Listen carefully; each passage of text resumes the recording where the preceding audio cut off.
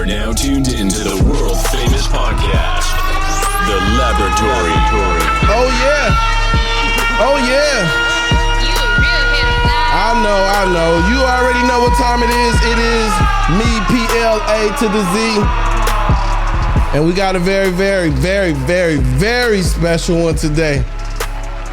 Man, to my left, I have the beautiful, the charming, the good-hearted, one of the best people I ever met in my life on the show with me. My wife, give it up for Kara. Thank you. What's up, baby? And over there, right there to your left, we got my guy, man. My son, super proud of you, man. College student, great kid, great personality, man. Just all around beautiful human being, man. My son, Malik in the building. What up, Malik? What up? Now stop the music. Give me a siren, please. Ladies and gentlemen, give me an applause, please.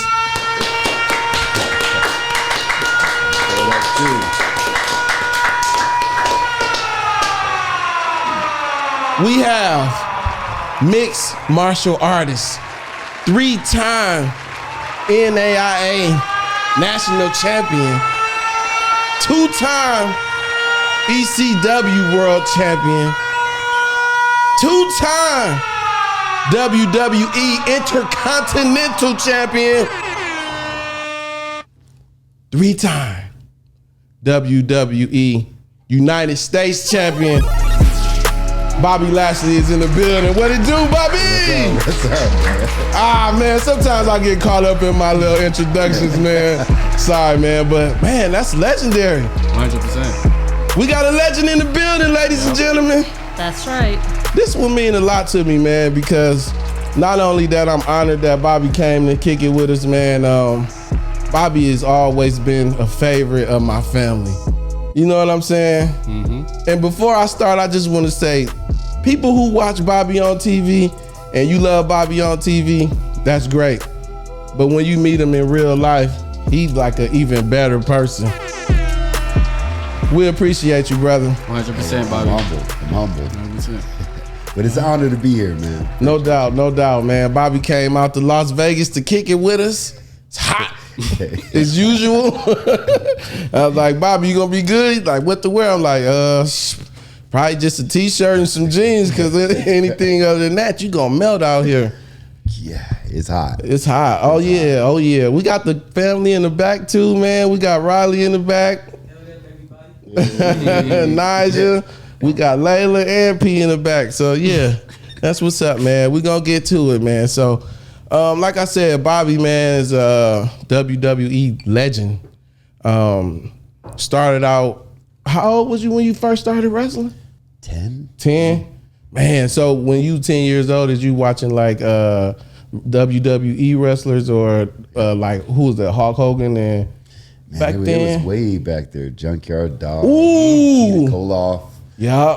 But then you had all the favorites. Superfly. You had Ricky the Dragon Steamboat. Yeah, you had Ooh. everybody back then. That was one of my favorite eras of wrestling. You know what I'm saying? Back then, the Colonel Sheik and all them guys back then, they was brutally hurting each other back then, though, too. And it was big in characters, man. There was a lot of characters down there. Yeah, Larger than life characters. Yeah, yup. And then it pushed on over to Hulk Hogan and Macho Man. Rowdy Piper, one of my favorites. Stone Cold.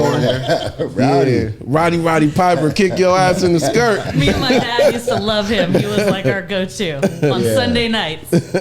That's what's up. That's what's up. So you, before you even started wrestling, you played football in high school, right? I played football.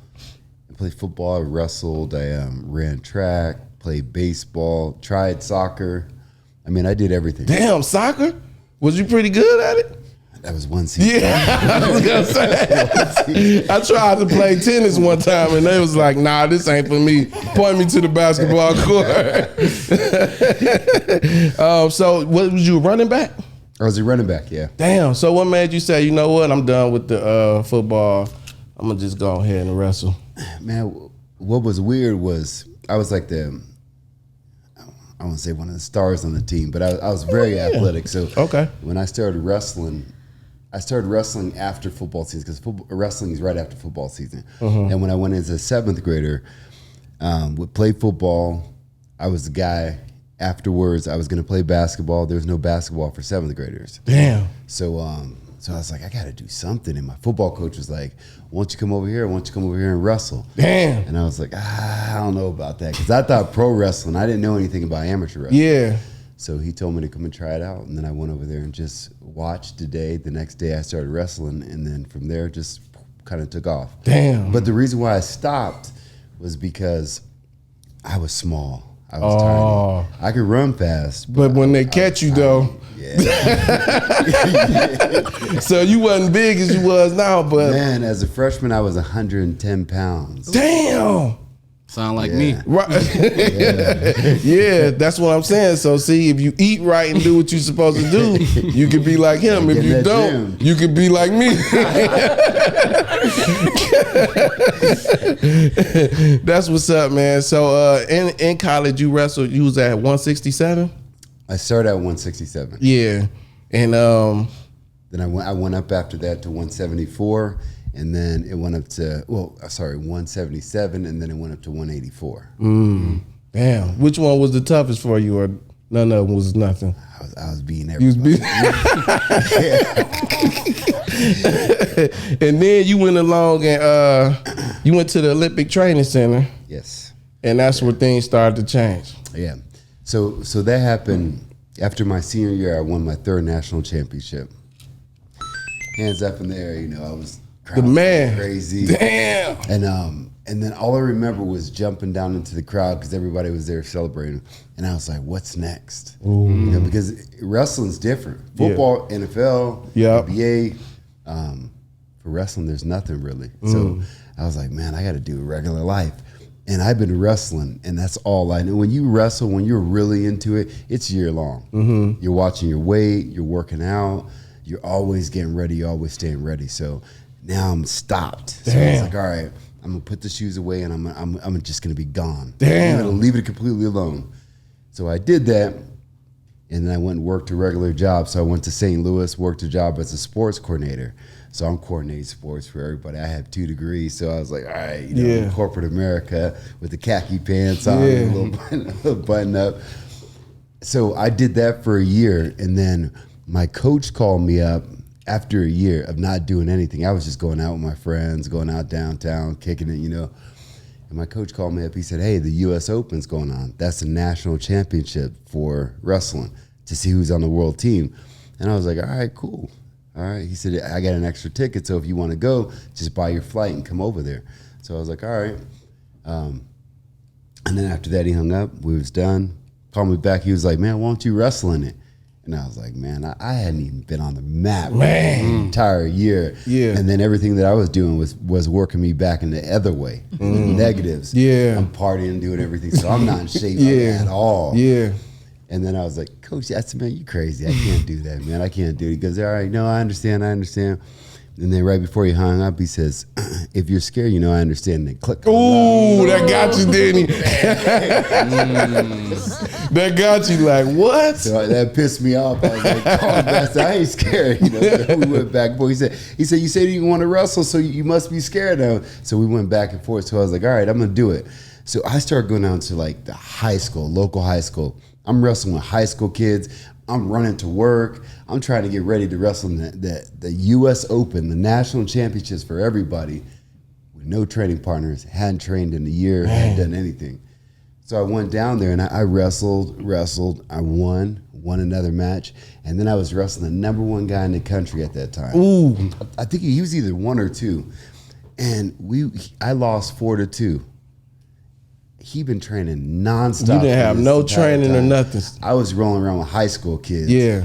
And I'm going to this tournament, and I almost beat him. Mm-hmm. So you already like, if I put some work in, it's a wrap. Yes. Damn. So that's what I was thinking, and then so because of that, since I already started a regular life, I got a car, life happens, everything. Yeah. So I was like, man, I can't just go and wrestle, because wrestling, you don't get paid for it. I can't just go to the Olympic Training Center. So that's when the Army called me up and they said, hey, we're interested in you coming down and wrestling for the WCAP program. So it's World Class Athlete Program. So I was like, all right, let me think about this. Did it, went down and did my ASVAB, signed up for the Army, went into Army. And there's a story there when I was in basic training too, a pretty crazy story. But went through basic training and then came out of basic training and then started wrestling. Damn. Yeah. Wow. Be all that you can be. Y'all remember that? You remember that commercial? I was like, damn, I might want to sign up and be all that I can be too, man. That's what's up. That's what's up. So you won 3 national championships. Yeah. And went to the military and changed your whole philosophy of what you was doing back then. It was like, how was the Army like? Did it give you that structure in your life that you needed, or that balance, or? I think it did. Yeah. It did a little bit. But my dad was in the Army, so I grew up. My dad was a drill sergeant. Oh, damn. And y'all think I'm bad. So we keep thinking line. My dad he kept us together, but when I went to the Army, that's when I they do soldierizing, that's what they say. So wake up in the morning, do your PT, eat breakfast, work out, bed straight, all that stuff. So I think that there was a level of getting you in shape at that time, just getting your life in shape. So I'm big on the Army. I think every young kid needs to go to the Army. I don't know about that. You know what, though? At least just a little bit, just to get everything together. To learn that structure, huh? The structure. Yeah, that's true. I mean, I don't know about going to the Army, but you need that structure, though. All of y'all. But I feel, I think I got it from you. I ain't no drill sergeant, but I'm close. But you know what I'm saying? So, Kara, you got any questions you want to ask Bobby? Oh my gosh, so many, so many. I mean, so WWE for us is like a total family event. Like Beautiful. That's what we do. Yeah. Anytime there's an event here, we've gone to, WrestleMania, Royal Rumble. Royal Rumble. Yeah. But I have a million WWE questions. Shoot. So, I am a huge fan of Bianca Belair. Yes. And I feel like she's my spirit animal. And I can't imagine her personality being any different in her real life. Oh, so you saying you thinking that she the same? I'm hoping. I would think that too. She is really like that. I would think that. People. Bianca, I always say Bianca, as far as champions, there ain't nobody better. Like look at the women's division. Yeah. She's because sometimes when girls get a little bit muscle, they start getting a little bit too hard. No, she's put together, but she still has that femininity. She's still a pretty girl. Yeah, and she speaks well. And she slammed the hell out of people. Yeah, Man. she's bad. She lifts them over her head. I think she could beat most of the dudes on the roster. Bianca's a beast, man. Yeah, she is. She's a beast, and she checks every box as a champion. That's what I like about her. If you love Bianca, it's justified. She's a great person in the ring, but if you met her in real life too, because they say sometimes you don't want to meet your heroes. Well, exactly, because I feel like WWE, sometimes it's a role. It's a role, right? Yeah, I mean, it's I understand. But thinking about Bianca, I want to know if you think Bianca can do this. All right, guys. I bought this watermelon. Let me know which one of you guys wants this to be your head. Uh-oh. Oh my goodness! Oh, that's. She could do that. Yeah. I bet she could do that. She can do that. You think she can do that? I think she could. Malik, you better not mess with no girl like that. She gonna get you in the scissors and break you apart. Don't want that out. Well, check this guy out though. There we go. There we go. Just imagine you got your neck like that. Ah, that's blood now. Man, you know what? I didn't realize how hard that was until I did it. Man. What made you just think, let me go grab a motherfucking watermelon and squeeze it to death? I was upset. See, people, that's what you do. When you get mad, go grab a fucking watermelon and squeeze. That's what's up. That gotta take some strength. Yeah, so I was with my godson. So my godson lives with me. Okay. He's my best friend from high school. His son came to live with me after he graduated college. So no reason. We just bought a watermelon with regular groceries, and I saw somebody squeeze his watermelon. I was like, I could do that. Like so we went bear. out back, and he started filming, and I was like, damn. Like, there's no going back. Once you start filming, you got to go. Yeah. So I grabbed this thing, and at first I was like, damn, this thing is hard. Because what happens is it squishes, so it gets harder and more dense. Oh. So then you got to break it past that. What you using? Is you using these right here or this or everything? Like, Well, when I used to wrestle, I have a grip, but I have like a way that I can bring my arms in and pull it like that. damn. Can you teach me that so I can do it to these kids? No. Catch me That's first. a hurt lock. That's a hurt lock. The hurt line. But I did that, and at first when I grabbed it, I started squeezing it, and I didn't know if it was gonna break.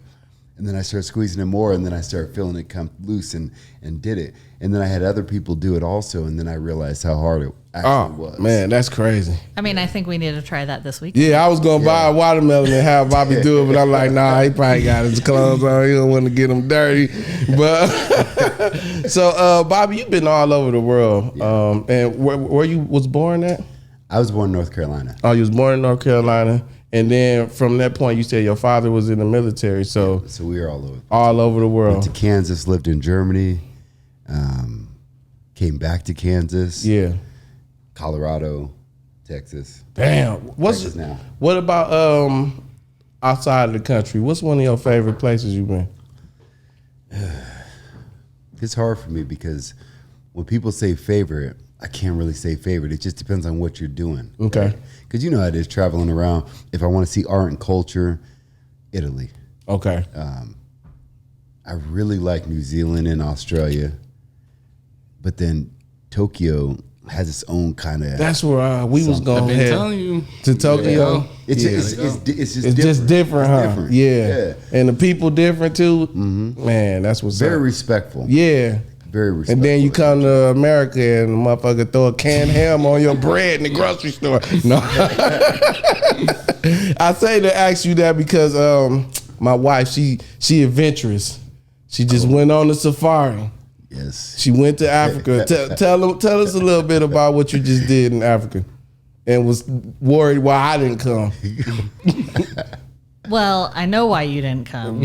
Tell them why. You can't handle it. I ain't gonna even back down. Tell them what you did. Hiked to the mountain gorillas See, in Rwanda. Did a sounds safari for 9 nights, like living in tent rooms. Got stuck in the mud with a lion staring at us. Did a hot air balloon over the savannah in Kenya. What else did I do? so my thing is Bobby. Me and Bobby was hanging out a couple weeks ago, and Bobby showed me a picture of a lion head next to his head, and I'm like, there's no way I can go out there and be around there with no. They didn't even have they had no enclosure. They was just outside riding around. I'm not ready for that. And on top of that, the guy, he didn't have a gun, ladies and gentlemen. He had a knife. Nah, I can't do it. And they got on the hot. I can't do it. I can't do And it. he was wearing sandals. Yeah. So he must be a bad dude if he wearing sandals and ain't worried about them animals like that.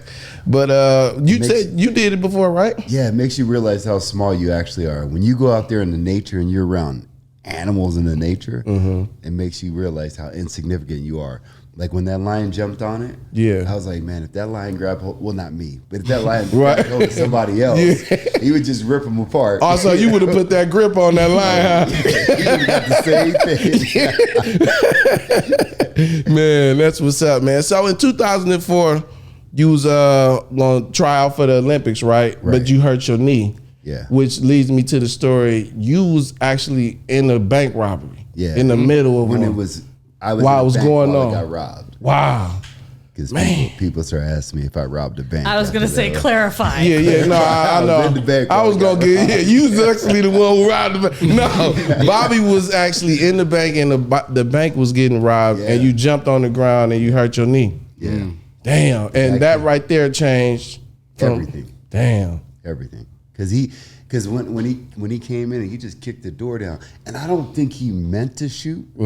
I just think when he came through, he might have just pulled the trigger. Damn. Because I was in the back of the line. The only reason I turned around is because I could tell everybody screaming and dropping, so I went like this.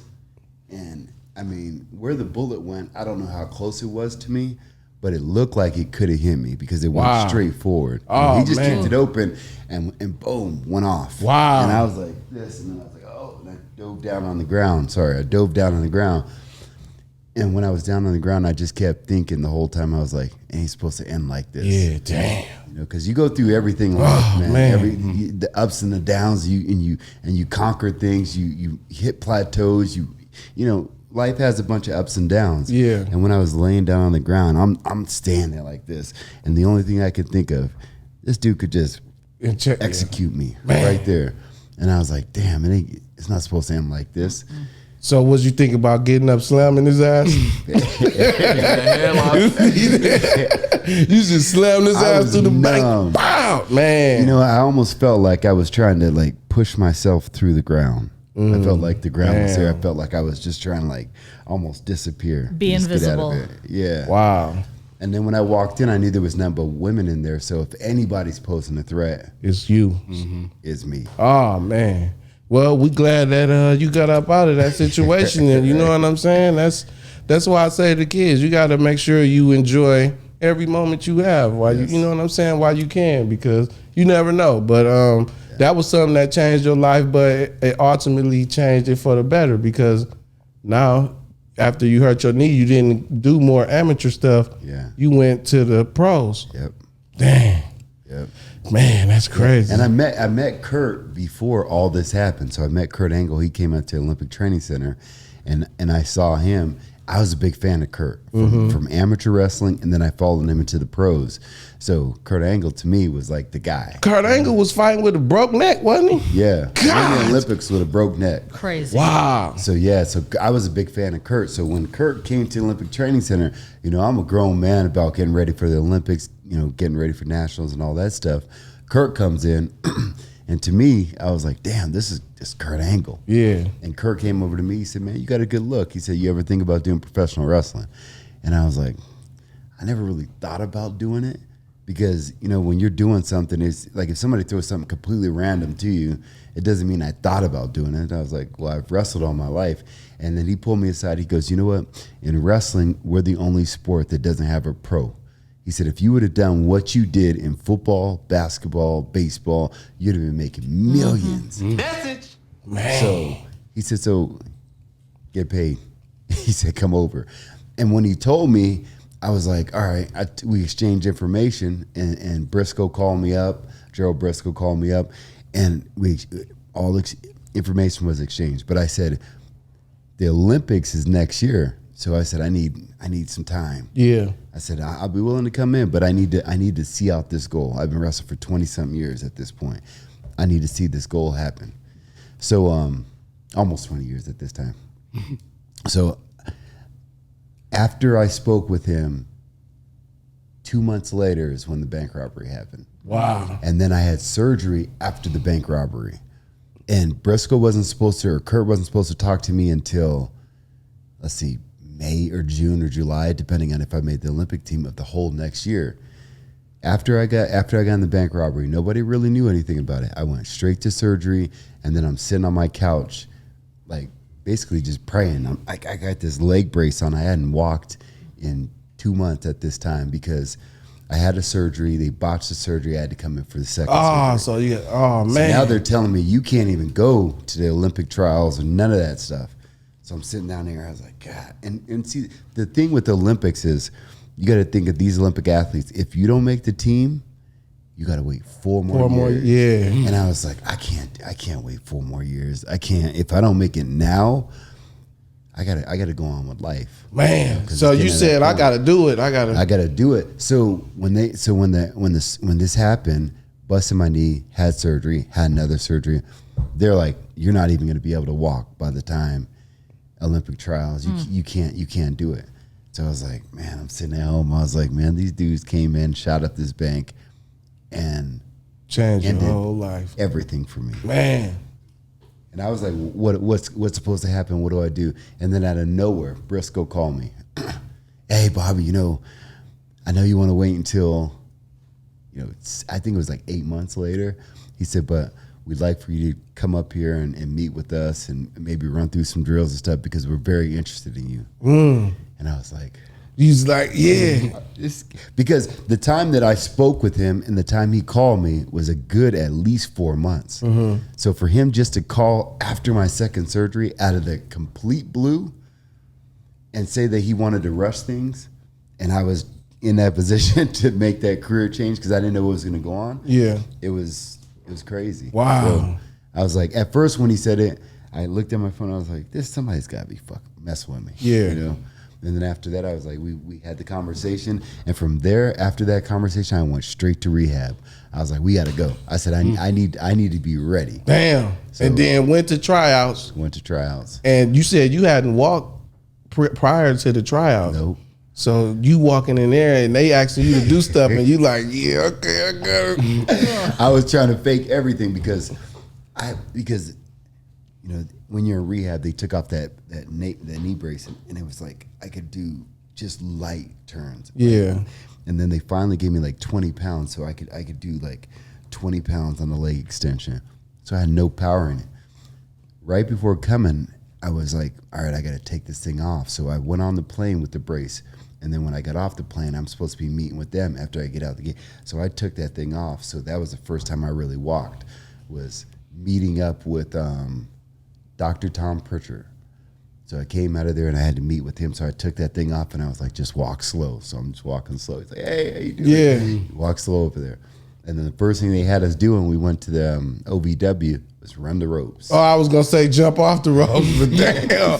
Oh, so man. It was 2 of us that came for our tryout. It was me and Dolph Ziggler. Man, oh, wow. Yeah, so me and Dolph, we became good friends at that because we did. It was 4 days. 4 days of tryouts. Oh. And I had a bum knee that I was trying to hide.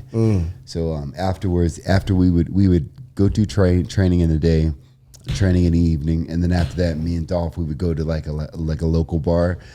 Man, I would pull that thing off and just ice on my knee, have a drink, and sit back. We joked every night and just talked about it. It was a cool experience. Yeah. But I was going through something at that time. No pain, no gain. Yeah. Man, that's what's up, Bobby. I mean, shit. People just see the glorified, but don't know what athletes really go through, to keep their bodies up and to maintain and to do that stuff. So, man, salute to you, man. That's what's up. You ended up becoming world champion of the WWE. As a black man, how was that? You know what I wanted to say? I told so many people because they asked me the same question. They asked the same way.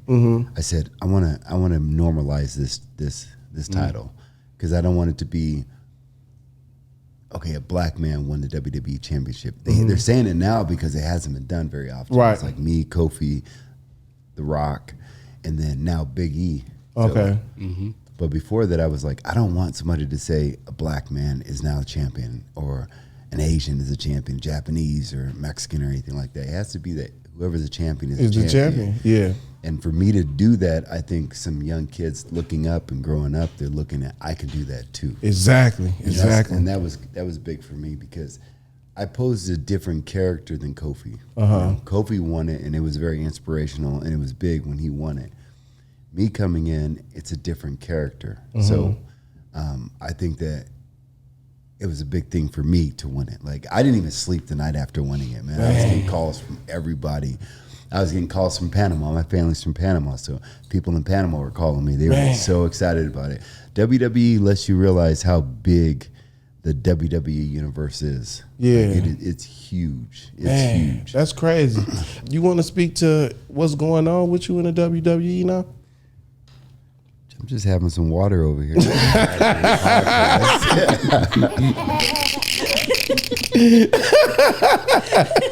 drink my water and do a podcast For sure. Man, you know what? I can tell you this. I had surgery. Uh-huh. So a little boo-boo happened in France during the match. Just a freak accident. After that, I had my surgery. They told me I wasn't supposed to be back for like 6 months. 6 weeks. I had the brace off. I'm working out. Damn. My physical therapist is like, you're not supposed to be able to do that. And I said, I'm different. I'm different, bro. Yeah. Like I'm working out, I'm lifting, and I don't even think I'm 2 months out of surgery now. And I'm hitting it pretty hard. So I think I'll be ready, clear in less than a month. Okay. And at that time, we'll see what happens. We'll So roll like the if we dice. go to Oregon and go to Monday Night Raw. Wait, are you on the Raw roster? SmackDown. SmackDown. Oh, then we won't see you. Yeah. Oh, you guys are going to Raw in Oregon? Yeah, when we Yeah, take him go to back. college. Okay. So the one thing I like about WWE is like the fan base around it. Yes. I'm gonna be honest, I wasn't a WWE fan at first. I didn't know nothing about it, and my brother's the biggest fan of all. So he like, bro, Pete. He's like, Malik, you missing out. I'm like, what you talking about? So Kara, my dad, took me to one event, and I think it was what event we first went to? Royal Rumble. Royal Rumble. In San Antonio. In San Antonio. And that's when Roman Reigns was God mode, unstoppable. Yeah. And I just love the atmosphere and love everything about it now. I'm the biggest fan. I like the Street Profits, one of the best tag teams people around, you know. Shout out to them. Shout out my girl B-Fab. What up, B-Fab? The thing is, people may not like it, but I'm a big Judgment Day fan too. Shout out Rhea Ripley. And, Oh, look at this guy. Yeah, we gonna cut your mic off. We're a house divided. Can't get mad at tag team Rhea's champions. a crazy character. She's so good. Bianca is here. Yeah. Rhea is one of my favorites. Rhea did me bogus at And I got it on video. Royal Rumble. at the Royal Rumble. She was coming down the aisle. We had the aisle seats. And I was like, I'm having fun with the kids. I'm like, hey, she came up to me. She was like, and then she give me like this. Whoop. I said, oh, damn, why she do me like that? You know what? She gave you something to remember. Yeah. My kids was like, you going to be on TV, Dad? I'm like, oh, man. But from that moment, that's why I got a moment with Rhea. So it's all love. It's all love. Yeah. Did you have a question? You said you wanted to ask Bobby a question? Yeah, so throughout the whole WWE that you've been through and everything, what was the toughest opponent you ever faced? The toughest opponent. Damn, that's hard to answer because it's like, what am I answering? Man, Umos. Is it tough, meaning tough to have a match with, or meaning tough person? Well, let's say let's say your match. So basically, you like, I'm looking to this opponent and I gotta beat him, but he's bigger, stronger. So who was that person for you that gave you that edge? Just like, dang, I gotta step it up. It's only a couple people can even measure up to Bobby though. Like Brock Lesnar. Brock is a good one.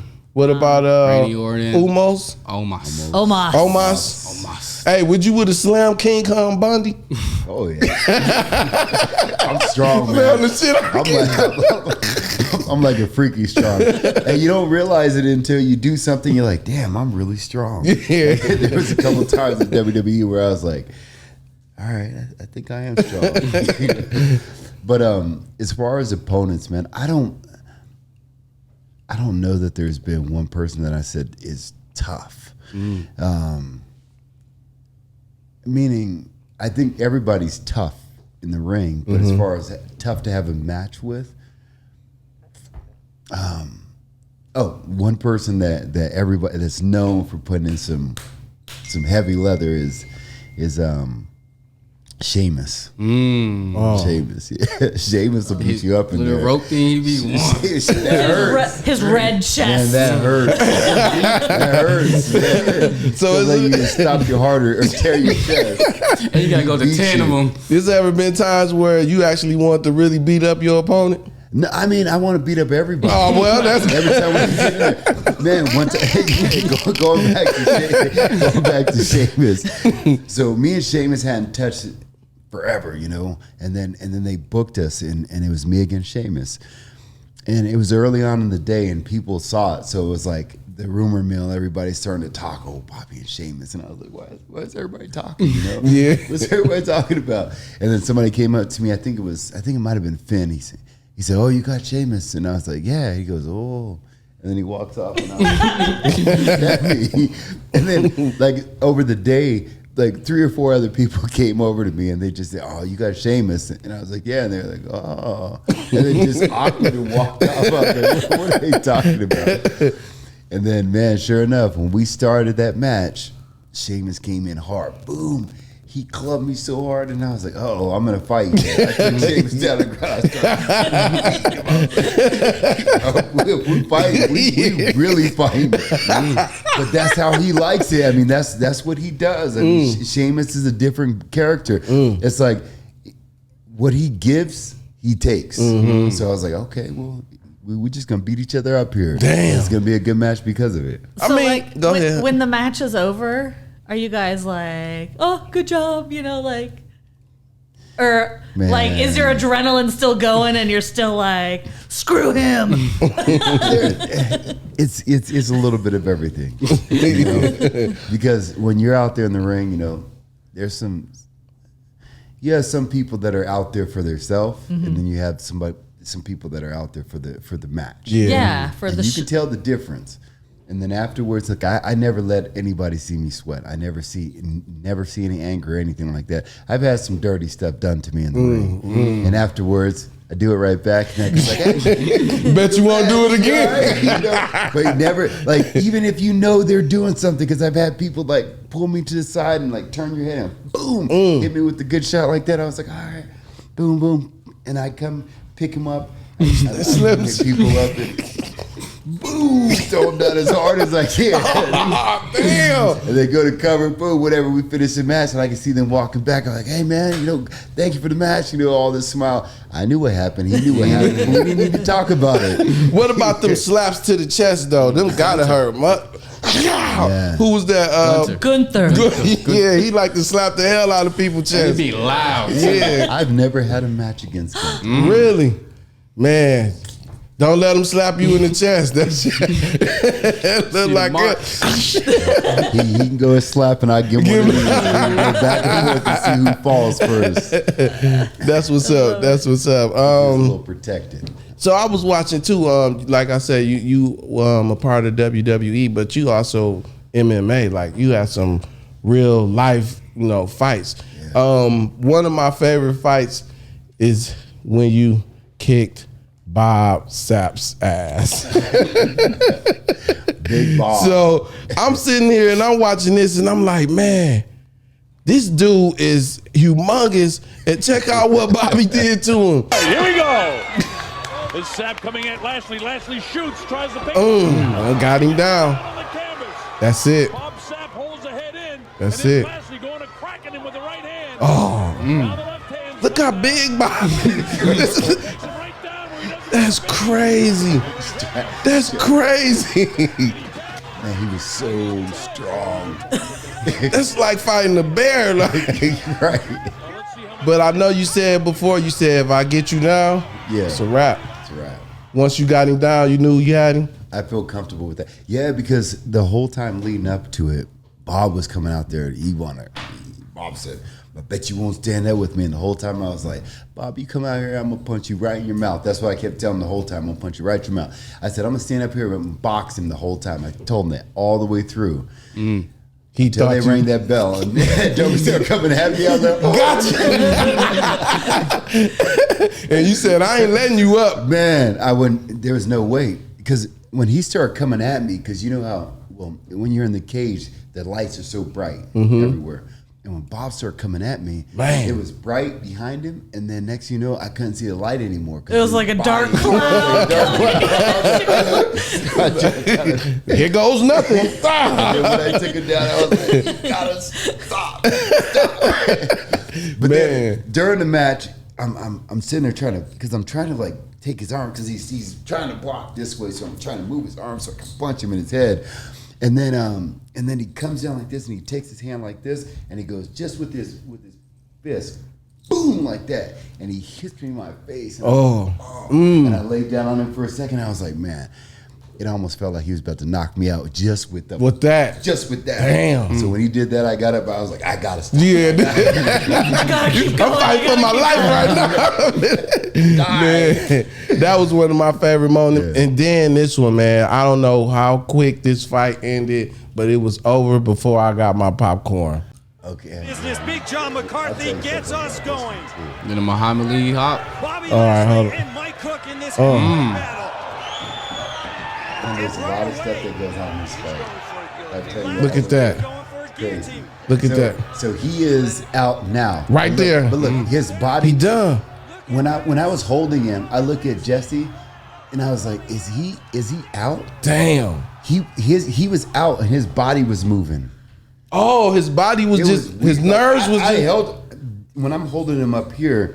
This part of his body was not moving. Damn. And he was going like this, and I was like, is he dead? Because it felt weird, because you can tell when somebody goes out because they'll go limp.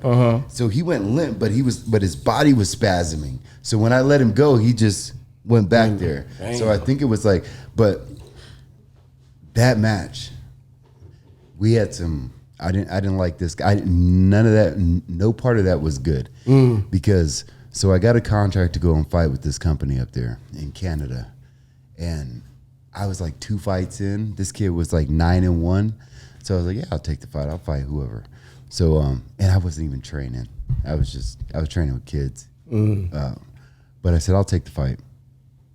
So it was a setup. So the owner of that promotion bet a whole bunch of money against me because, one, I'm new to the sport. This guy was like a journeyman, been in the gym forever. So they thought, man, this guy might take Bobby into dirty waters and beat him. So what he did, the day of the fight, they had me do all my medicals all over. So the day of the fight, I'm running from hospital, doctor's appointments, everything. And I had to get my eyes dilated before that match. Wait, hold on. When you get your eyes dilated, don't they put them glasses and shit on you from not looking at and light? then everything becomes really bright. Right. So if you look at that thing, it had a white canvas and real bright lights. So they were doing everything they can for me to cheat. lose. Oh, so you had bad intentions when you went in there. Yeah. So what happened was, I don't see this guy. So when you're training for a fight, you try to go on Instagram or Facebook and see what they're doing just to make sure your guy's training or what he looks like. There's nothing on this guy. So I really didn't even know what this guy looked like. We go to weigh-ins, and I'm standing there with a couple of my friends that I trained with before. Sorry, my allergies are messed up. But so we're sitting there waiting for weigh-ins. This joker comes in with a Rey Mysterio mask on. I haven't even seen him before. And then the first thing he does, he comes with this mask on, and I'm looking around, and I'm standing with some other fighters, and they know me. But see, because I came from pro wrestling, everybody was like, "Oh, this is just a pro wrestler. You don't have anything." I said, "Bro, I've been wrestling for 20 years before this. Yeah, I got a background, and I know how to throw my hands now." I said, "You can take me as a pro wrestler, but that's gonna be your fault."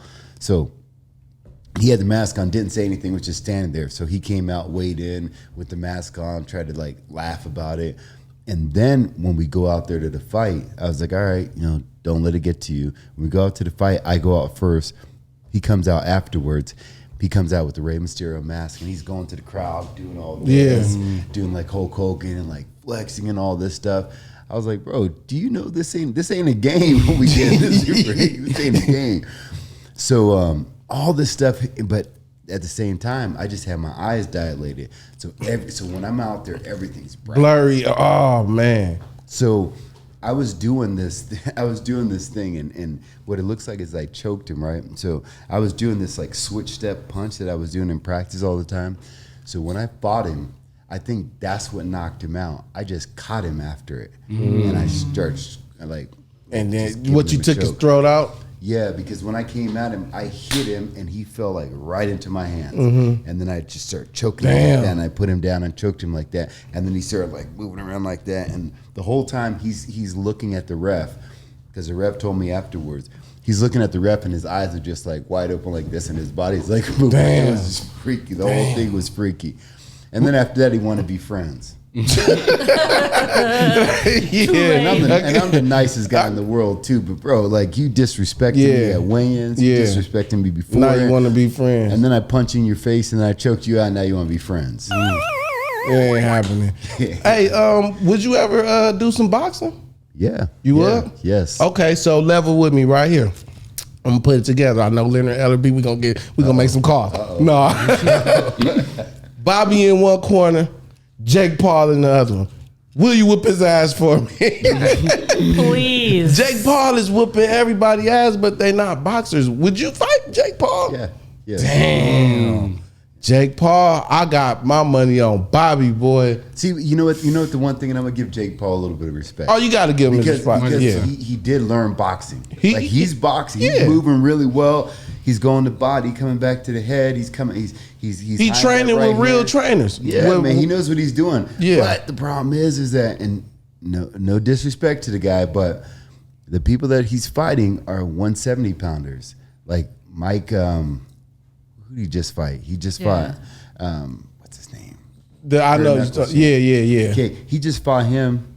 That guy's like a 170 pounder, maybe 185 pounder. Yeah. So he put on weight to 200 just to take the fight. Yeah. Anderson Silva, 185 pounder, 40-something years old. You know, you got to get somebody that's more equivalent to you. If you want to be in boxing, fight a boxer, kind of your age, kind of the same skill set. Yeah. Make it make sense. What you think about him versus Mike Tyson? I hate it. Me too. Because if he knock Mike Tyson out, I'm going to be mad, and then I'm going to call you and be like, Bobby, let's get it together. Let's get it. and he can, too. I know. That's the thing. Because I love Mike. Love Mike. Grew up to Mike. Yeah. But, man, if you look at it the way that it is, Jake is fast, and he hits hard. Mike Tyson's a little older. Now, when I was talking to somebody about it before, they were like, oh, no, Mike Tyson, he's good. And then I said, and then after that, we squashed that conversation. We started talking about it. I said, Jake Paul's about to fight a 60-year-old man. He goes, damn, he could kill a 60-year-old man. And I was like, Mike Tyson's almost, he's 58, 59? Yeah. So basically 60 years old. Yeah. How you find a 60-year-old man? That's crazy. I'm happy that Mike gonna get, some money for it. And they gonna get paid, but I don't like the fact that, what I'm saying, it is a chance. But I mean, that is Mike Tyson though, you know what I'm saying? And all he gotta do is hit him in his ribs one time, but I don't know. You can do it? I'm riding with Tyson, man. I'm riding with Tyson. I think it's hard though, because boxing when Tyson was in his prime is different than boxing now. But Tyson, like what people are learning but now. Tyson is not from this planet. That's Mike Tyson. You know what I'm saying? He licked a toad. Yeah, he do. Shout out Mike Tyson, man. Okay, so we got the kids back here. We got Riley in the back. I know Riley wanted to come ask you a question. Come over here, Riley, and ask Bobby a question. Be gentle. You could he could just ask him. He don't gotta sit down. I'm a really big fan of you, one of the biggest. But what is the most meaningful championship that you've won in the WWE? First of all, appreciate that.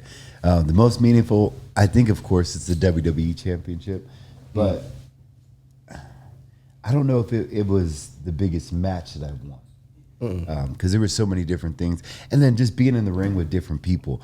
That's the beauty of our business is sometimes you get in the ring with different people and magic happens.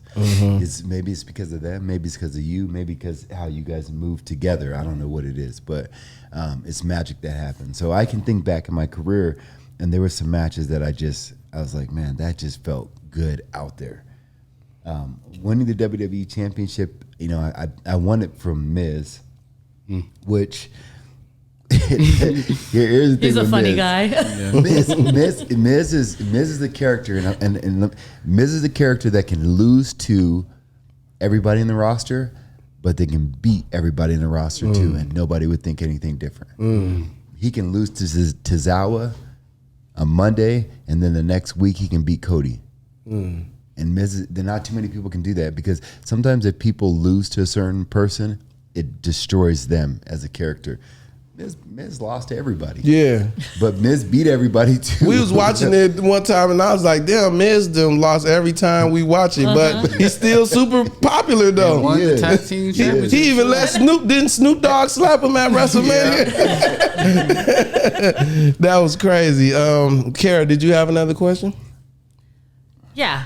Who's like the funnest person to wrestle, or who's like, like, I mean, I can imagine like Truth. Seth Rollins is hilarious. Truth. It's true. Like Truth.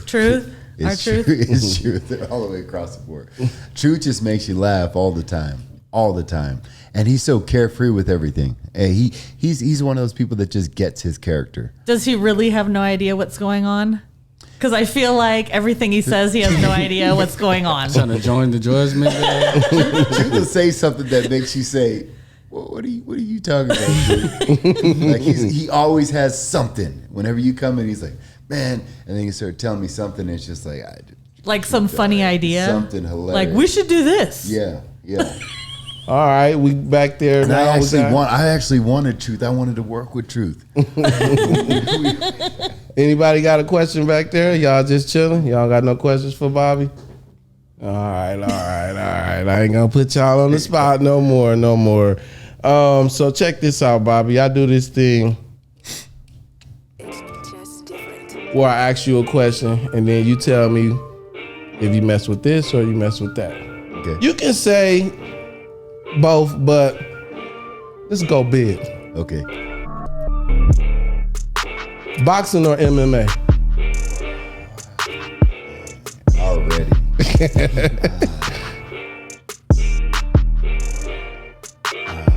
Man, that's a tough one for you. Tough one. I can say both. Okay, yeah, you can say both. I'll give you both for right now. All right. The NBA or the NFL? NFL. Okay. A quick flight or a long drive? Quick flight. Me too. 100%. Morning or night type of person? Morning. You rather be super hot or super cold? Super hot. Super hot. LeBron or Michael Jordan? Oh, man. Be careful with this one.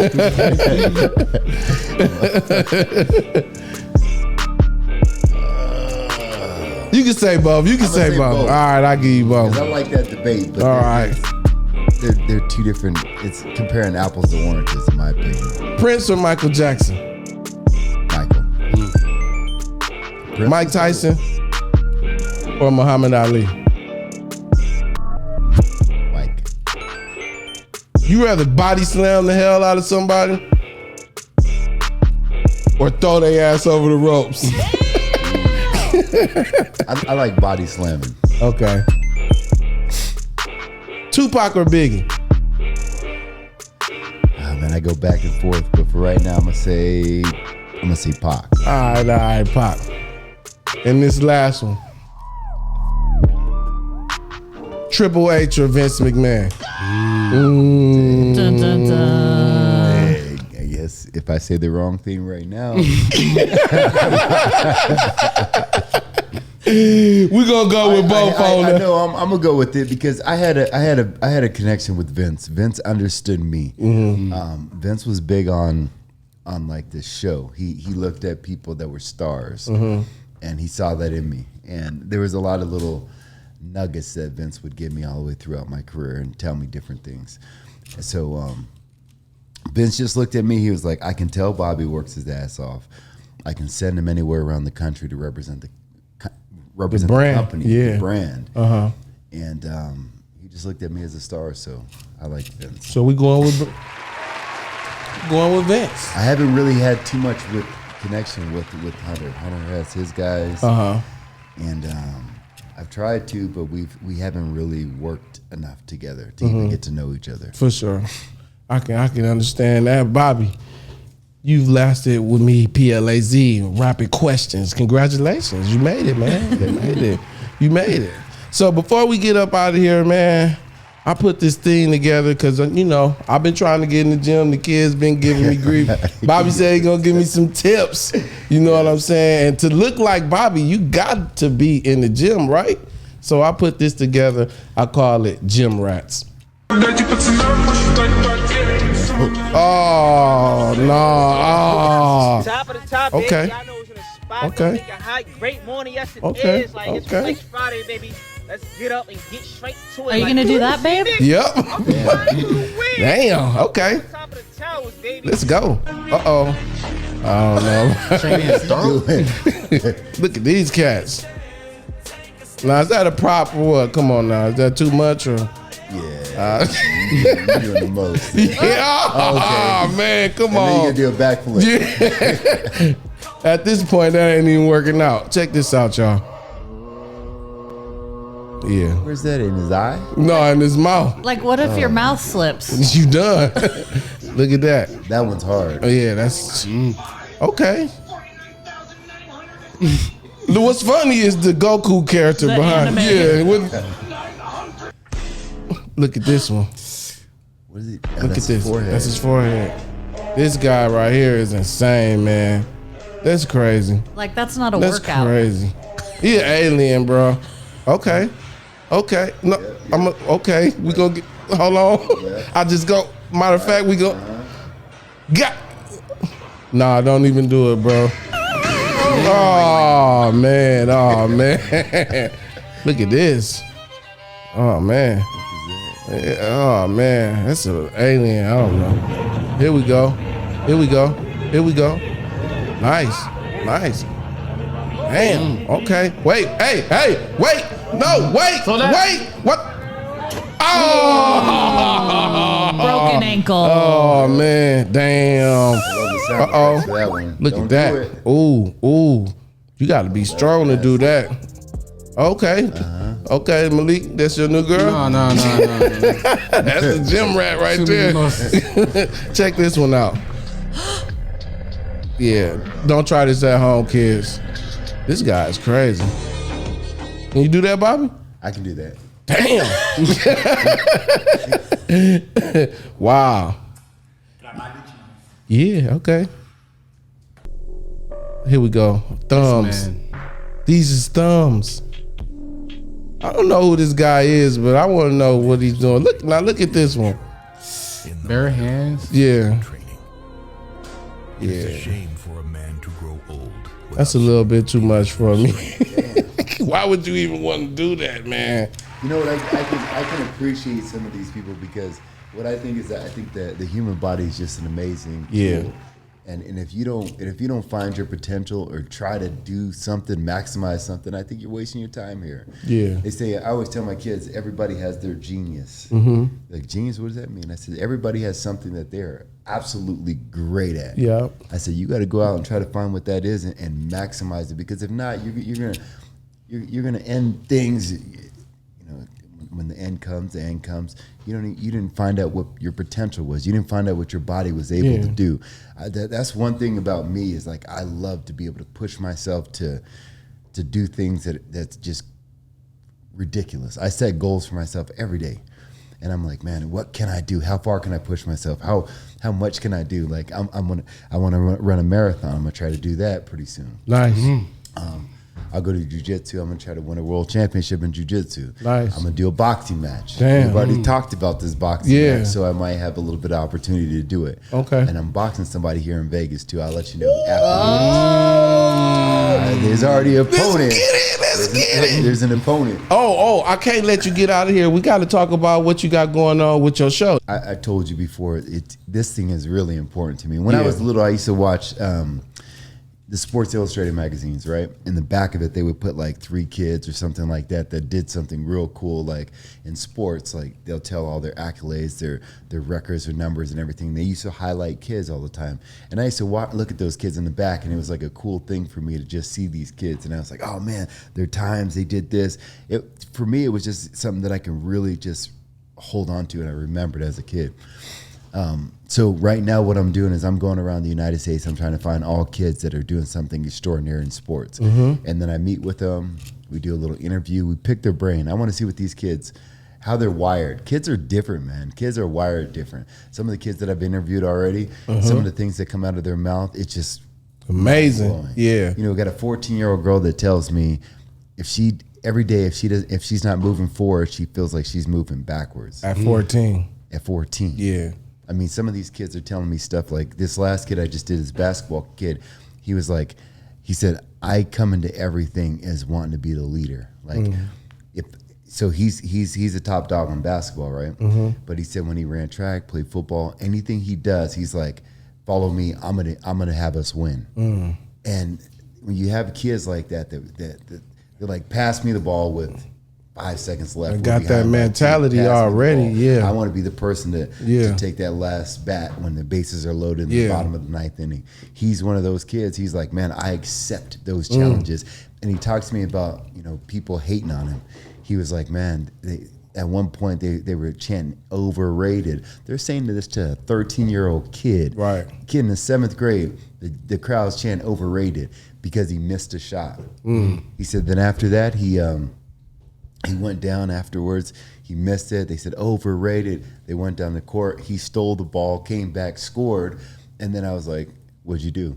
And he was like, I was so locked in that I thought about them, but I'm still in my game. That's the right answer. And then he scored 40-something points. Wow. There it is. So some of these kids. So I just love being able to talk to these guys and just guys and girls, and then just highlight them. You know, we hear from pros and guys in college, and you can get all that. But I want to see LeBron James before he was LeBron James. Exactly, yeah. You know, I want to talk to him and like, where are you at mentally? Do you believe that you can be a billionaire basketball player? You know? Yeah. Maybe he did. Maybe he did at that point. But these kids believe that anything's achievable. I always tell the kids, I say, look, I'm an ordinary person. I just do extraordinary things. Ooh, I like that. I like that, man. Do you got a name for it right now, or you just still in the? Yeah, we're into phenoms to legends. So okay, we're playing with that. We might have a little tweak in there. Okay, we're trying to get some merch and everything, but I like the phenoms to legends because right now these kids are phenoms. Later on in life, they're going to be legends. That's a fact. Also, Malik, that was anything that you want to say before we let Bobby get out of here? Like I said, one of my favorite tag teams are the Street Profits. How is Montez Ford? Is he the same person off the They funny as hell, yeah. When I started working with them, it was probably one of the funnest times of my career. Only because it was constant entertainment, constant fun. We were doing live events together as a 6-man tag, but you know what? It's people, because Montez is so loud that people like really gravitate to him. But Dawkins is a trip too. Them two together, they're like peas and carrots. They're perfect combination, and they're so entertaining. So we were just having a great time, man. The crowd loved us when we were going out together because they didn't want to see us as heels. They didn't want to see us as bad guys because, I mean, charismatic, extremely athletic. Those guys check all the boxes. All the boxes. I love the Street Profits. You already know I got me a Street Profits shirt. You know what I'm saying? Anything you wanted to say before we let Bobby out of here? No. Awesome. Hanging. Yeah. We appreciate you, Bobby. Before you get out of here, I want to give you a lab pack right here. This is from us, from the laboratory. We got a little something for you up in there. I know I got a chain in here. Yeah, you already got one. Let's switch. So check it out, man. It's the laboratory. Make sure y'all like, comment, and subscribe to the podcast. We need y'all to subscribe. Make sure y'all check us out, man, at IamPLAZ.com. We got a lot of stuff coming up, man. Some great things in the future that we working on. The kids in the back, Riley, we want to say shout out to you, man, for coming through. Shout out to y'all for being great kids, man. Bobby, we appreciate you, man, so much for coming through, man. Man, it's an honor, man. I appreciate you, bro. Before you end the show, Dad, I want you to picture this. All right. You know the LeBron 3-1 comeback photo? Okay. Look at P. On that note, we up out of here, man. It's the laboratory. Let's go.